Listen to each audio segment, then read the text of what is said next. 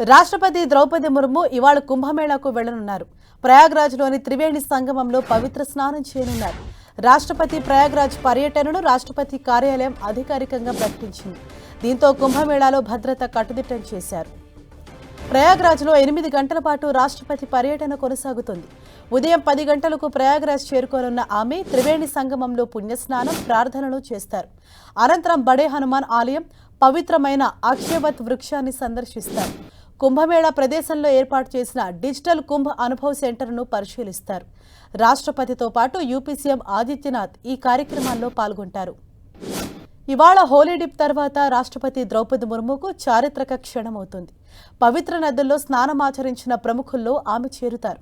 భారతదేశ తొలి రాష్ట్రపతి డాక్టర్ రాజేంద్ర ప్రసాద్ కూడా మహాకుంభమేళా సమయంలో పవిత్ర స్నానం ఆచరించారు. మహాకుంభమేళా సందర్భంగా ప్రయాగ్రాజ్ ప్రజలకు మాత్రమే కాకుండా లక్షలాది మంది భక్తులకు లోతైన ఆధ్యాత్మిక, సాంస్కృతిక, చారిత్రక ప్రాముఖ్యతను కలిగిస్తుందని భావిస్తున్నారు. రాష్ట్రపతి హాజరు ఆధ్యాత్మిక, సాంస్కృతిక ప్రాముఖ్యతను హైలైట్ చేస్తుంది.